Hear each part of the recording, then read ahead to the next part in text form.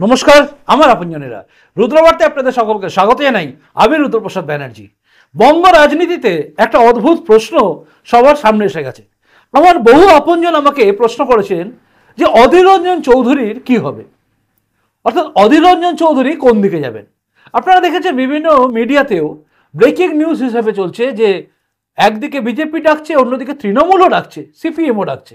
সবার দরজা খোলা রয়েছে অধীর রঞ্জন চৌধুরীর জন্য। অধীর রঞ্জন চৌধুরীর জন্য কংগ্রেসের দরজা কি বন্ধ হয়ে গেছে? চলুন সবটা নিয়ে এই মুহূর্তে একটু আলোচনা করা যাক। বাংলার বুকে জনপ্রিয় নেতার তালিকায় কিন্তু পড়েন অধীর রঞ্জন চৌধুরী। দেখুন, বর্তমানে শুভেন্দু অধিকারী জনপ্রিয়তা তুঙ্গে, এটা মানে অস্বীকার করার কোনো জায়গা নেই। কিন্তু অধীর রঞ্জন চৌধুরীকে ভুলিয়ে দেওয়া যাবে না। অধীর রঞ্জন চৌধুরী মানে কিন্তু এক কথায় বলতে পারেন রবিনহুড টাইপের তার একটা ইমেজ আছে। বহু ছোটবেলা থেকে আমি অধীর রঞ্জন চৌধুরীর নাম শুনে আসছি, মানে ছোটবেলা বলতে রাজনীতিতে যখন আমি বুঝছি বা রাজনীতি নিয়ে বুঝে যাচ্ছি, তো সেই সময় থেকে দেখে আসছি বা শুনে আসছি অধীর রঞ্জন চৌধুরী। বলতে পারেন আমার বেশ কিছু পছন্দের নেতার মধ্যে অবশ্যই অধীর রঞ্জন চৌধুরী আছে। দেখুন, তার সম্বন্ধে যখন অভিযোগ ওঠে যে সারদায় তিনি টাকা ঝেড়েছেন, যেটা সুদীপ্ত সেন নাকি লিখেছিলেন, যেটা নিয়ে আবার কুণাল ঘোষ আর অভিষেক ব্যানার্জি থেকে শুরু করে সবাই তুলেছিলেন টাকা পেয়েছিল সারদা থেকে, তখন কিন্তু আমি প্রতিবাদ করে জানিয়েছিলাম যে অধীর রঞ্জন চৌধুরী টাকা নিতে পারেন না। যেভাবে শুভেন্দু অধিকারীও নেননি, ঠিক একইভাবে বিমান ঘোষও নিতে পারেন না। এটা আমি পরিষ্কার করে বলেছিলাম, কারণ আমার মনে হয়েছিল এইসব মানুষগুলো টাকা পয়সা ঝাড়তে পারে না। সেই টাকা পয়সা ঝাড়তে যারা পারবে না, তার তালিকার প্রথম যদি নাম বলতে পারেন, আমি অধীর রঞ্জন চৌধুরীর নাম অনায়াসে বলতে পারি। অধীর রঞ্জন চৌধুরী নামে কোনো দুর্নীতি আমরা আজ পর্যন্ত শুনিনি। অধীর রঞ্জন চৌধুরীকে নিয়ে অনেক কথা হয়। দেখুন, অধীর রঞ্জন চৌধুরী জনপ্রিয়তা যদি বলেন, তাহলে আমাকে বলতে হবে যখন আমি সাংগঠনিক ক্ষেত্রে অন্য জায়গায় ছিলাম, মানে হিন্দু সংগঠনের মধ্যে ছিলাম, তখনও দেখেছি হিন্দু সংগঠনের এক নেতার, মানে তাবর একজন বলতে পারেন প্রচারক, তিনি কিন্তু বলেছিলেন আমি সব ছেড়ে চলে যাব যদি আমাকে ছোটদা ডাকে। মানে এই জায়গায় একটা তার টান রয়েছে। মানে তিনি রাজনীতির নেতা, কংগ্রেসের নেতা এই হিসেবে নয়, কিন্তু তার যাবতীয় জেতার পেছনে কিন্তু তার নিজস্ব কারিশমা কাজ করে। কংগ্রেসের নামটা শুধুমাত্র তার ইউজ হতো, মানে পার্টির একটা সিম্বল থাকতে হয়, সেই সিম্বলটাই ছিল। হেরে যাওয়ার পরই তার থেকে যেন কংগ্রেস আস্তে আস্তে দূরত্ব বজায় রাখছে। অধীর রঞ্জন চৌধুরী যতদিন জিতেছিলেন ততদিন পর্যন্ত তিনি ঠিক জায়গায় ছিলেন। আস্তে আস্তে যেন অধীর রঞ্জন চৌধুরীকে কংগ্রেস বলি দিয়ে দিল। কংগ্রেস এভাবে বহু নেতাকে বলি দিয়ে দিয়েছে, মানে তাদের মনে হয়েছে যে এখানে জোটের স্বার্থে একে বলি দেওয়া যায়। দেখা গেল এবারে কংগ্রেসের অধীর রঞ্জন চৌধুরীকে কার্যত বলি দেওয়া হলো মমতা ব্যানার্জিকে কাছে টানার জন্য। আর এই রাজ্যে অধীর রঞ্জন চৌধুরী কিন্তু বারবার মমতা বন্দ্যোপাধ্যায়ের বিরুদ্ধেই বলেছেন। তার বক্তব্যকে নিয়ে অনেক কিছু হয়েছে, কিন্তু তিনি মমতা বন্দ্যোপাধ্যায়ের বিরুদ্ধে বারবার বলে গেছেন। কিন্তু ওপরে যার টিকি বাঁধা, নিচে তারা করবে কি? মানে কংগ্রেসের তো ওপরে টিকি বাঁধা, যেভাবে সিপিআইএম এর টিকি বাঁধা ওপরে আছে, সবার ওপরে টিকি বাঁধা। কংগ্রেসের অধীর রঞ্জন চৌধুরী চেয়েও, হাজার চাইলেও কিছু করতে পারেননি। মানুষ আর বিশ্বাস করে না কংগ্রেসকে, তার কারণ হচ্ছে ওপরে দোস্তি নিচে কুস্তি, এটা আর বিশ্বাস করে। কারণ রাহুল গান্ধী কোনোদিন মমতা বন্দ্যোপাধ্যায়ের বিরুদ্ধে একটা ওয়ার্ড ইউজ করেন না। এত দুর্নীতি হয়েছে, এত অত্যাচার হয়েছে, কোনোদিন একটা শব্দ কংগ্রেসের বড় বড় নেতারা বলেননি। অধীর রঞ্জন চৌধুরী বলেছেন। তো সেই অধীর রঞ্জন চৌধুরীকে আপাতত ছেঁটে দেওয়া হচ্ছে, মানে তাকে এই প্রাক্তন সভাপতি ঘোষণা করে দিয়েছেন। যাই হোক, তাকে প্রাক্তন সভাপতি ঘোষণা করে দেওয়ার পরেও অধীর রঞ্জন চৌধুরীকে নিজের যে রাজনৈতিক সত্তা, সেটা কি হারিয়ে যাবে? দেখুন, এই রাজনৈতিক মানুষটা রাজনৈতিক সত্তা হারিয়ে দেওয়ার ক্ষমতা কংগ্রেসের নেই। কংগ্রেস থেকে অধীর রঞ্জন চৌধুরী চলে গেলে কংগ্রেস করার লোক হয়তো কমে যেতে পারে, কিন্তু অধীর রঞ্জন চৌধুরী কোনো পপুলারিটি কমে যাবে এটা মনে হয় না। তবে কালের স্রোতে সবাই হারিয়ে যায় যদি তিনি রাজনীতির ময়দানে না থাকেন। তাকে রাজনীতির ময়দানে ভেসে থাকতে গেলে কি করতে হবে? দেখুন, অনেকেই বলেছেন যে তৃণমূল নাকি তাকে ডাকছে। অধীর রঞ্জন চৌধুরী আর যাই করুন, তৃণমূলটা তিনি করবেন না, এটা নিশ্চিন্তে থাকতে পারে। কারণ তৃণমূলের বিরুদ্ধে তার এত কথা বলা, যে তৃণমূলের বিরুদ্ধে বলার জন্য তাকে কংগ্রেস থেকে কার্যত সাইডলাইন করে দেওয়া হলো। এর আগেও আপনারা দেখেছেন মল্লিকার্জুন খাড়গে থেকে শুরু করে সবাই অধীর রঞ্জন চৌধুরীর বিরুদ্ধে কিন্তু বলে দিয়েছেন। যেহেতু অধীর রঞ্জন চৌধুরী টানা মমতা ব্যানার্জির বিরুদ্ধে বলে গেছেন, লাগাতার তার সংগ্রাম ছিল। সিপিএম এর বিরুদ্ধে তিনি লড়ে গেছেন, তৃণমূলের বিরুদ্ধেও তিনি লড়ছেন, দলের একজন সৈনিক হিসেবে লড়ে গেছেন। কিন্তু সৈনিকের ভ্যালু তখন থাকে না যখন সৈনিক হেরে যায়। এটা সব ক্ষেত্রেই প্রযোজ্য প্রায়। এটাই দুর্ভাগ্য, কারণ সেনাপতিকে হারিয়ে দিলে, কারণ সেনাপতি যদি যুদ্ধে হেরে যায়, একটা যুদ্ধে হারলেই তাকে ছেঁটে দেওয়ার প্রবণতা অপক্ষ রাজাদের থাকে। তো কংগ্রেস তো কোনোদিনই পরিপক্ক রাজনীতি কোনোদিন করেনি। কংগ্রেস হচ্ছে তাবেদারি করা। কখনো ব্রিটিশদের তাবেদারি করেছিল, তো এখন করছে দালালদের, পুঁজিপতি দালালদের। তো যাই হোক, সেই কংগ্রেসিরা বাদ দিয়ে দিয়েছেন এখন অধীর রঞ্জন চৌধুরীকে। এবার অধীর রঞ্জন চৌধুরীর সামনে রাস্তা কি খোলা আছে? তৃণমূলে তিনি যাবেন এটা নিশ্চিত থাকতে পারেন, কারণ তৃণমূলের বিরুদ্ধে তার লড়াই ছিল। তাহলে কি তিনি সিপিএমে যাবেন? দেখো, সিপিএমে যাওয়ার জায়গাটা কিন্তু অনেকেই বলছেন যে হতে পারে, কারণ অধীর রঞ্জন চৌধুরী সিপিএম এর একটা ওই পাট্টা লাগিয়ে প্রচারে তো অনেক সময় বেরিয়েছেন।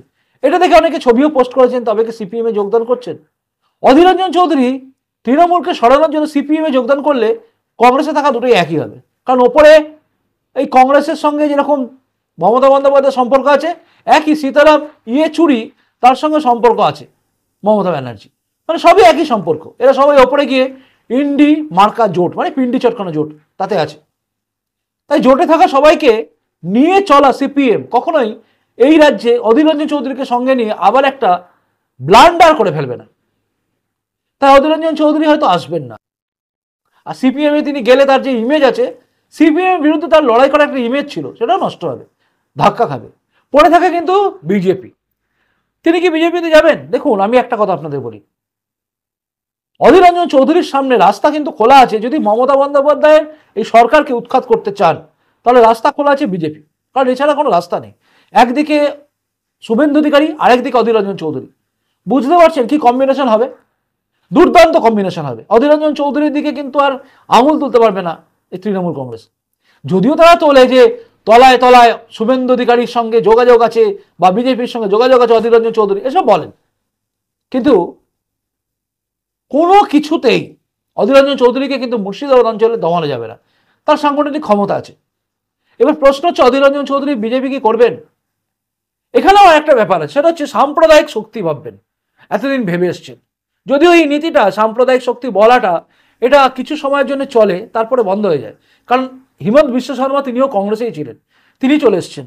অধীর রঞ্জন চৌধুরী এলেও কিন্তু জায়গাটা ভালোই হবে, অর্থাৎ বিজেপিতে তার জায়গা কিন্তু কখনোই ছোট হবে না, কিন্তু অন্যান্য জায়গায় তার জায়গা থাকবে না। আর একটা অপশন খোলা থাকে, নিজের দল তৈরি করা, একটা আলাদা দল তৈরি করে এগোনো। কিন্তু দল তৈরি করে এগিয়ে আগামী দিনে কি লড়াই লড়তে পারবেন 2026-এর মধ্যে? উত্তর হচ্ছে না, সেভাবে কিছু করা যাবে না। কারণ এখন বিজেপি যে জায়গায় আছে, সেই জায়গায় দাঁড়িয়ে বিজেপিকে ঠেলে আর একটা দল উঠে আসবে, এটা সম্ভাবনা নেই। অর্থাৎ রাজনীতি যদি আপনি ভাবেন বা বোঝেন, তাহলে একটা জিনিস পরিষ্কার, সেটা হচ্ছে এই রাজ্যে তৃণমূলকে সরাতে পারবে কিন্তু এখনো পর্যন্ত যারা আছে তাদের মধ্যে বিজেপি অন্যতম।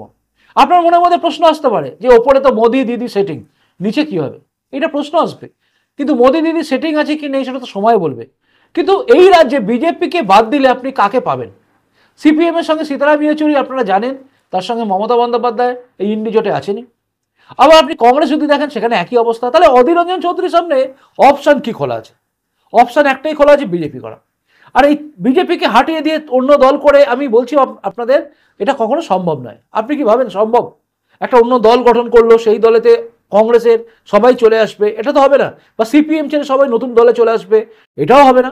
বিজেপি ছেড়ে কেউ যাবেও না, কারণ বিজেপি ছেড়ে গেলে তৃণমূলে যাবে, যদি ধান্দার জন্য যায়। এই নতুন দল করে সেখানে যাবে না।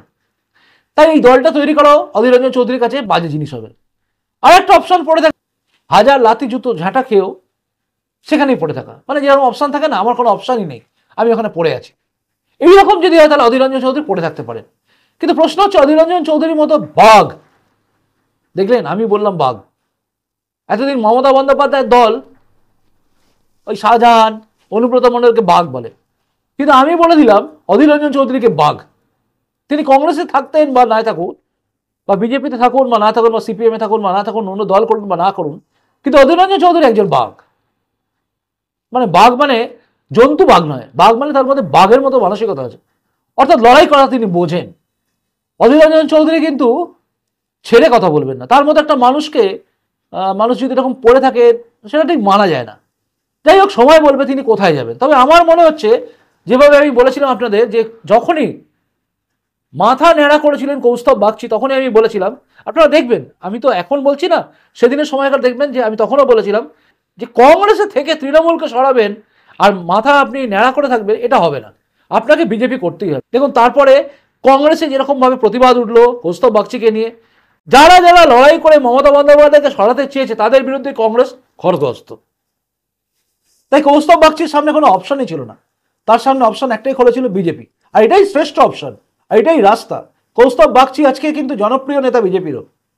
আগামী দিনে হয়তো কৌস্তব বাগচিকে আমরা দেখবো বিধানসভায় কোনো বিধায়ক হিসেবে, হতে পারে কোনো মন্ত্রী হয়ে যেতে পারেন, কারণ মন্ত্রিসভা তো হবেই বদল, কারণ এ সরকার পড়বেই, তৃণমূল সরকার টিকবে না যদি সবাই একত্রিত হয়। তবে আবারও বলছি, শেষ কথা সেটা হচ্ছে অধীর রঞ্জন চৌধুরী কোথায় যাবেন তার ব্যাপার, কিন্তু যা মনে হচ্ছে তাতে তার সামনে কিন্তু অপশন একটাই খোলা আছে, একটা, ওয়ান অ্যান্ড অনলি, আর সেটা হচ্ছে বিজেপি। এছাড়া কোনো অপশন খোলা আছে বলে আমার মনে হচ্ছে না। আপনার কি মনে হচ্ছে আপনি জানাবেন কিন্তু। আপনার কি মনে হয় এই মুহূর্তে কংগ্রেসে যাওয়া বা কংগ্রেসের মধ্যেই থাকা অধীর রঞ্জন চৌধুরীর পক্ষে ভালো হবে? মানে তার যে একটা কি বলবো, যা একটা প্রতিপত্তি আছে বা তার যা সব কিছু রয়েছে, রাজনৈতিক যে প্রতিপত্তি, আমি টাকা পয়সার প্রতিপত্তি বলছি না, এ তো টাকা পয়সার প্রতিপত্তি এখন তো অনুব্রত মণ্ডলের প্রচুর আছে, কিন্তু রাজনৈতিক প্রতিপত্তি, সেখানে দাঁড়িয়ে অধীর রঞ্জন চৌধুরী কংগ্রেসে পড়ে থাকা ঠিক হবে, নাকি তার একদম সেই প্রথম দিকে যাদের বিরুদ্ধে লড়াই লড়েছিলেন সিপিএম সেখানে যাওয়া ঠিক হবে, নাকি তার পক্ষে আবার নতুন দল করা ঠিক হবে, নাকি তৃণমূলে যাওয়া ঠিক হবে, নাকি বিজেপিতে যাওয়াই ঠিক হবে? আপনারাও কমেন্ট বক্সে কমেন্ট করে জানাবেন। আর অধীর রঞ্জন চৌধুরী, আপনি যদি আমার প্রতিবেদন দেখেন, আপনার কাছে আমার একটাই নিবেদন, যদি বাংলাকে বাঁচাতে চান, হাত জোর করে বলছি, বাংলাকে যদি বাঁচাতে চান, যদি মনে হয় এই পরিবর্তন দরকার আছে রাজ্যে, তাহলে আপনার সামনে কিন্তু অপশন একটাই আছে, আসলে হচ্ছে বিজেপি।